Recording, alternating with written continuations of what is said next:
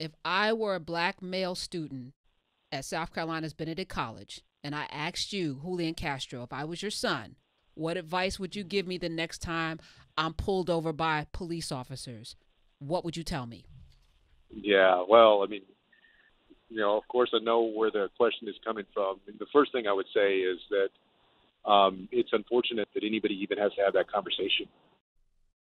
What I would say is that's why I'm running for president, to change that so that we don't have to have that conversation. And I hope people will check out my police reform plan on my website, because I was the first candidate and the boldest candidate to come out with a police reform plan. But let's also, let's be honest, that conversation is had all the time. My mother had that conversation with me when I was young. And what she told me was, and she said this in a worried voice. I remember, because my brother and I were almost joking back with her, and she took it very seriously. She said, if you're pulled over by a police officer, I want you to, make sure that the person can see your hands, and that, just don't, be respectful and don't have any kind of attitude. That's what my mom told me. But we shouldn't have to have those conversations.